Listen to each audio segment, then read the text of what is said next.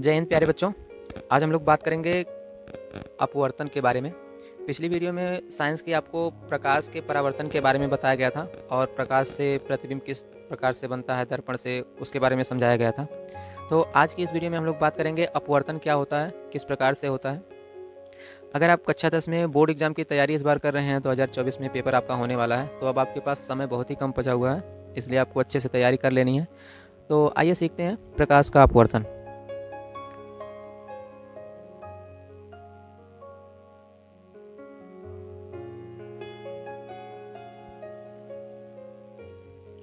देखिए, आपको पता होगा जैसा कि प्रकाश जो होता है उसका एक ऐसा गुण है कि प्रकाश हमेशा सीधी दिशा में चलता है, सीधी रेखा में चलेगा। तो मान लीजिए ये कोई अगर आपके पास प्रकाश स्रोत है, यहाँ से कोई प्रकाश की किरणें अगर निकल रही हैं, तो यहाँ से जितने भी प्रकाश की किरणें निकलेंगी ये सीधी रेखा में चलने की आदी होती हैं। इनका ऐसा गुण होता है कि सीधी रेखा में चलेंगी। जब तक कि कोई इसे डिस्टर्ब ना कर दे, कोई इसे घुमा ना दे, तो अपने आप से ये नहीं घूमती हैं। इन्हें घुमाने के लिए कोई ना कोई सामने से माध्यम होना चाहिए। तो इस गुण के विपरीत अब अपवर्तन की जब बात कर रहे होंगे हम लोग, तो सबसे पहले देखते हैं कि मान लीजिए आपके पास एक ऐसा माध्यम है कि प्रकाश हमेशा जब किसी माध्यम में चल रहा होता है, तो मान लेते हैं कि इधर आपका हवा माध्यम है और इधर आपका जल माध्यम है और ये यहाँ तक आपका जल हो गया मान लीजिए।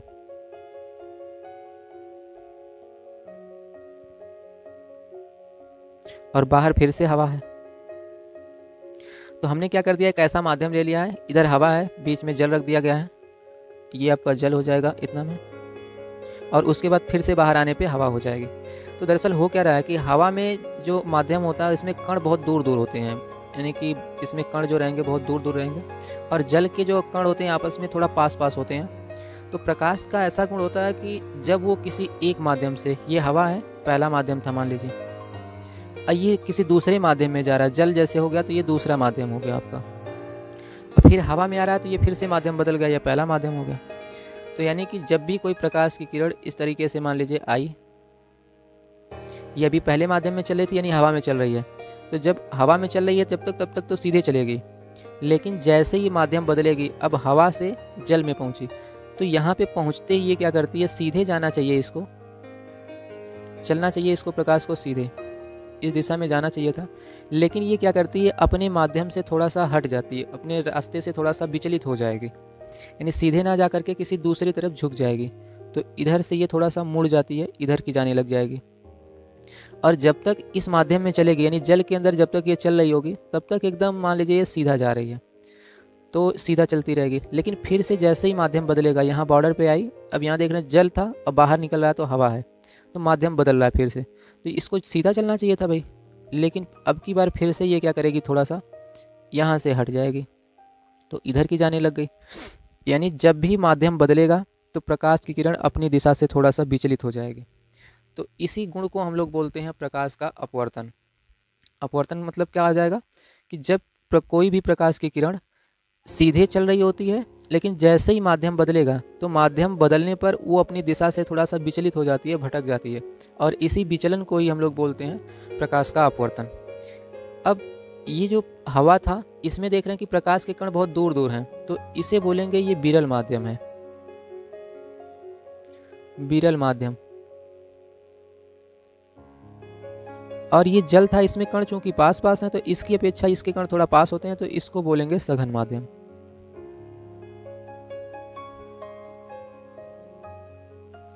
अब यहाँ फिर से देख रहे हैं हवा में आ रही है, तो फिर से ये माध्यम विरल हो जाएगा, तो ये विरल हो रहा था।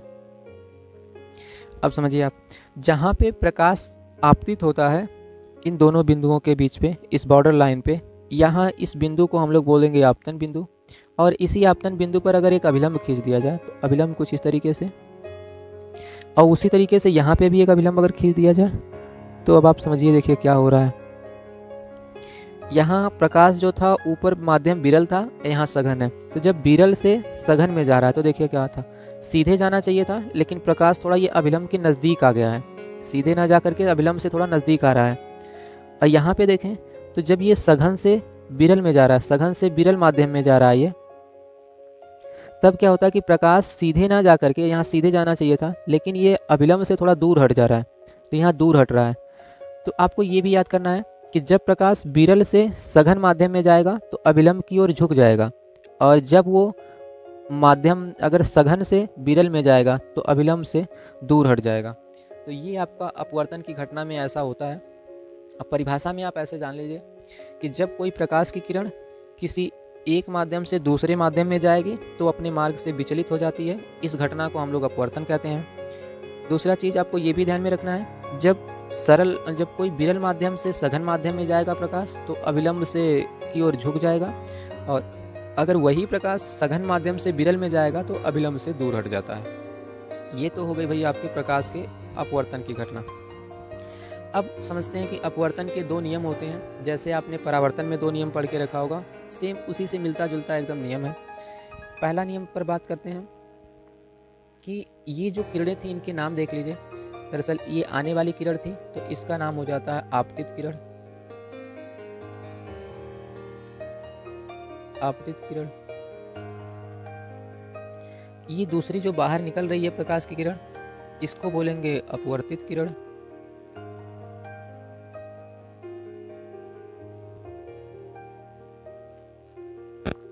और ये जो हमने लंब खींचा था इसका नाम हो जाएगा अभिलंब।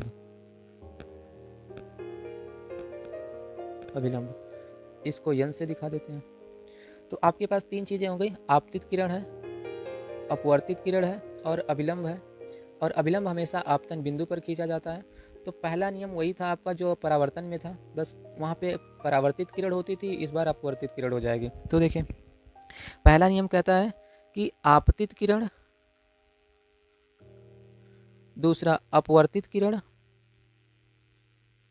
वर्तित किरण और अभिलंब। अभिलंब तीनों एक तल में होते हैं।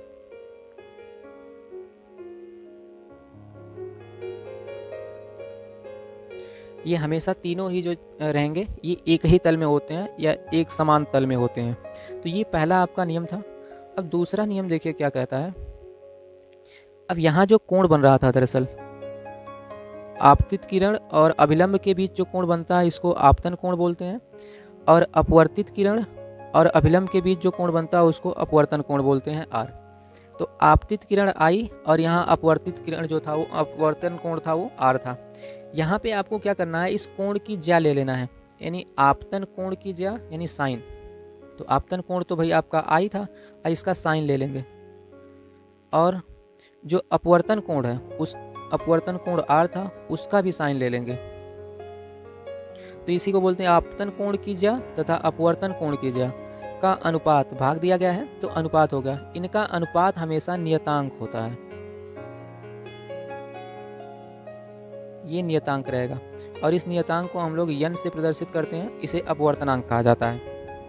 तो ये दो नियम थे आपके पास अपवर्तन के कि आपतित किरण, अपवर्तित किरण तथा अभिलंब तीनों एक ही तल में होते हैं। दूसरा चीज था कि आपका आपतन कोण की ज्या यानी साइन तथा अपवर्तन कोण की ज्या यानी साइन का अनुपात नियतांक रहता है। ये आपका हो जाता है अपवर्तन के दो नियम। तो आपको अच्छे से एकदम सीख लेना है कि अपवर्तन किसे कहते हैं, अपवर्तन के नियम क्या हैं, ये इतनी चीज़ें आपको जान लेनी है सबसे पहले। अब आइए हम लोग आगे समझते हैं। देखिए अपवर्तन में जो होता है आपका एक बहुत ही ज़रूरी चीज़ है कि अपवर्तन किन चीज़ों से होता है, तो उसे अब हम लोग सीखते हैं कि अपवर्तन कहाँ कहाँ से हो सकता है। तो अपवर्तन के लिए आपको, जैसे आपने परावर्तन के लिए दर्पण पढ़ा था गोलीय, वैसे ही अपवर्तन के लिए भी होते हैं गोलीय लेंस। आपके सिलेबस में जो है अपवर्तन के लिए गोलीय लेंस होते हैं, गोलीय लेंस। अब गोलीय लेंस जो रहेंगे वो आपके दो प्रकार से रहेंगे, इनको आप लोग समझिए।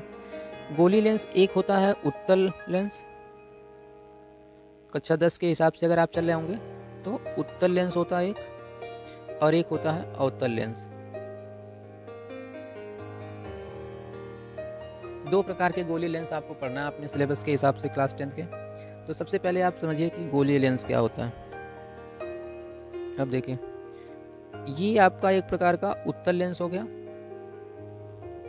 तो उत्तल लेंस से ये है आपका, यानी कि उत्तल लेंस क्या रहता है, किनारे किनारे पर ये पतला होगा और बीच में थोड़ा मोटा होता है। तो ऐसा गोलीय लेंस जो किनारों पर दोनों पतला होगा और बीच में मोटा रहेगा, ऐसे लेंस को हम लोग उत्तल लेंस कहते हैं। और दूसरा जो अवतल लेंस होता है वो कुछ इस तरीके का होगा आपका, कि किनारों किनारों पर ये थोड़ा मोटा होता है और बीच में जो रहेगा वो थोड़ा सा पतला रहेगा। तो बीच में पतला है और किनारे किनारे पे मोटा, तो इसे बोलेंगे अवतल लेंस। और उत्तल लेंस जो हो गया आपका कुछ इस तरीके से होता है कि किनारे पे पतला रहेगा और बीच में मोटा रहेगा। अब देखिए, गोली लेंस जैसे दर्पण से बहुत सारी चीज़ें आपने पढ़ी होंगी, तो वैसे ही गोली लेंस से संबंधित कुछ परिभाषाएं वगैरह आपको याद रखनी है। अब देखिए, सबसे पहले तो ये जो गोली लेंस होता है, इसमें सबसे जो इसका मध्य बिंदु रहता है, यानी सबसे बीच वाला भाग, उस बीच वाले भाग से अगर कभी भी प्रकाश जाता है तो वो प्रकाश सीधा चला जाता है, एकदम सीधा निकल जाएगा। तो इस वाले बीच वाले भाग का नाम होता है प्रकाशिक केंद्र। प्रकाशिक केंद्र, इसको हम लोग ओ से दिखाएंगे, ऑप्टिकल सेंटर यानी ओ से हो जाएगा आपका। अब देखिए, उत्तल लेंस के इस साइड में कुछ इधर एक बिंदु रहता है F1, और इसकी दोगुनी दूरी पर, जैसे यहाँ तक मान लीजिए 5 सेंटीमीटर है, तो उसकी दोगुनी मतलब 10 सेंटीमीटर, तो 10 सेंटीमीटर पर एक दूरी होती है, उसको बोलते हैं 2F1। तो इसको पढ़ेंगे 2F1। ऐसे ही इधर इसमें एक दूरी रहती है F2, इसको बोलेंगे F2। और इसकी दोगुनी दूरी पर, यानी कि अगर इधर 10 सेंटीमीटर है तो इधर वाले 20 सेंटीमीटर की दूरी पर एक और बिंदु होगा, उसको बोलेंगे 2F2। तो आपको इतनी चीज़ें आपको इसमें याद करके रखनी है कि जब भी आप बनाएं उत्तल लेंस, तो इसके अंदर सबसे बीच में एक बिंदु होगा जहां से प्रकाश सीधा चला जाता है, इसको बोलते हैं प्रकाशिक केंद्र। इसके बाईं तरफ एक बिंदु होगा कुछ दूरी पर F1, उसकी दोगुनी दूरी पर कोई एक बिंदु रहेगा F2, 2F1।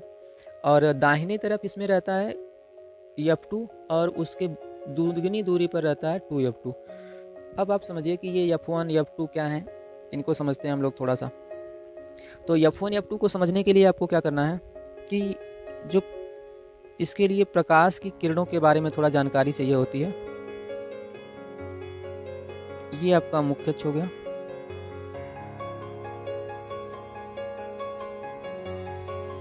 अब देखिए, किसी भी उत्तल लेंस का काम क्या होता है, वो प्रकाश की किरणों को कन्वर्ज करने का काम करता है, यानी एक जगह पे मोड़ने का काम करता है।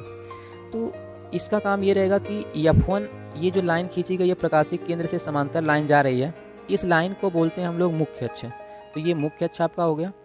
और मुख्य अक्ष पर एक ऐसा बिंदु होता है कि यहाँ से अगर कोई प्रकाश की किरण चलेगी, ऐसे गई, या फिर इधर से कोई प्रकाश की किरण गई, तो ये अपवर्तन के बाद, यानी लेंस से निकलने के बाद, ये जो मुख्य अक्ष है इसके समांतर हो जाती है, एकदम इसके समांतर जाने लग जाएगी,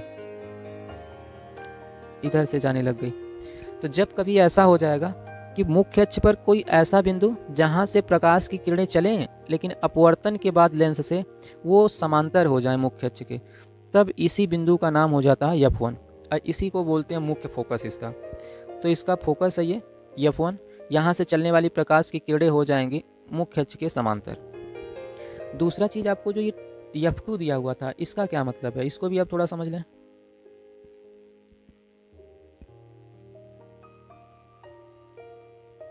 ये तो आपका प्रकाशिक केंद्र O हो गया, यहाँ पे O था ये। अब देखिए, अगर कोई प्रकाश की किरण पहले से ही समांतर है, तब क्या होता है कि ये प्रकाश की किरणें जब अपवर्तन होता है तो ये कहीं जाके काटने लग जाती हैं ऐसे मुख्य अक्ष को, यहाँ पे कहीं। तो ये समांतर आ रही थी दो प्रकाश की किरणें, लेकिन जब ये अपवर्तन होता है इनका, तो अपवर्तन के बाद ये क्या करती हैं, मुख्य अक्ष पे कहीं जाके काटने लग जाएंगी। तो जहाँ मुख्य अक्ष को काटेंगी उस बिंदु का नाम हो जाता है F2। तो आपको उत्तल लेंस में दो बिंदु याद रखना है, F1 और F2। F1 क्या होता है कि मुख्य अक्ष पर स्थित वह बिंदु है जहाँ से प्रकाश की किरणें एक दूसरे को काटेंगे, F1 और F2। तो जहाँ से प्रकाश की किरणें चलेंगी और अपवर्तन के बाद अगर वो समांतर हो जा रही हैं तो उसको बोलेंगे F1। और समांतर चलने वाली प्रकाश की किरणें मुख्य अक्ष को जहाँ जा कर के काटेंगी, मिलती हैं अपवर्तन के बाद, उस वाले को बोलेंगे F2। आज आपने जान लिया गोली लेंस के F1 F2 के बारे में। तो आपको अच्छे से ध्यान में रख लेना है कि ये अगर उत्तल लेंस कोई है, ये है आपका उत्तल लेंस। इस उत्तल लेंस में इस लेंस के सबसे बीच वाला भाग, जहाँ से अगर कोई प्रकाश की किरण चलेगी तो सीधा चली जाएगी, उसका अपवर्तन नहीं होता बल्कि वो सीधी चली जाती है, उसी का नाम होता है O। अब दूसरी चीज़, इसमें F1 बताया गया आपको कि मुख्य अक्ष पर स्थित, ये मुख्य अक्ष है, मुख्य अक्ष पर स्थित वह बिंदु जहाँ से चलने वाली प्रकाश की किरणें, ऐसे प्रकाश की किरणें चल रही हैं, अपवर्तन के बाद ये मुख्य अक्ष के समांतर हो जाएंगे। तो ये अपवर्तन हुआ और अपवर्तन के बाद ये मुख्य अक्ष के हो गई समांतर। तो जब कभी ऐसा होगा कि मुख्य अक्ष से चलने वाली प्रकाश की किरणें अगर समांतर हो जाएंगे तो जहाँ से ये आ रही होंगी उस बिंदु का नाम हो जाता है प्रथम फोकस। दूसरा चीज़ आपको सिखा दिया गया था, ये उत्तल लेंस है और सेम ही चीज़ थी। अगर ये प्रकाश की किरणें समांतर आ रही होती पहले से ही, तो जब समांतर रहेंगी तो अपवर्तन होगा, तो उत्तल लेंस का काम ही होता है उन सबको कन्वर्ज कर देना, एक जगह पे ले जाके केंद्रित कर देना। अब जहाँ पे ये मुख्य अक्ष को काटेंगे अपवर्तन के बाद, उस बिंदु का नाम हो जाएगा F2। तो आपको F1 F2 अच्छे से समझ करके रखना है कि उत्तल लेंस में F1 जो होता है वो बाएं साइड में होता है और F2 जो होता है वो दाएं साइड में होता है। तो ये दो चीज़ें आप याद करके रखें, F1 और F2। अब इसी की दोगुनी दूरी पर देते हैं, कितना 10 सेंटीमीटर अगर है तो 20 सेंटीमीटर की दूरी पर, तो दोगुनी दूरी पर इसको बोलते हैं 2F1। और उसी तरीके से इसमें भी हो जाएगा कि इसकी दोगुनी दूरी पर हो जाएगा आपका यहाँ पे कहीं 2F2। तो उत्तल लेंस में बाएं साइड में F1 होता है और 2F1 होता है, दाएं साइड में F2 होता है और 2F2 होता है। F1 का मतलब जहाँ से आने वाली प्रकाश की किरणें अपवर्तन के बाद समांतर होती हैं, उस बिंदु को बोलते हैं F1। और F2 का मतलब है समांतर आने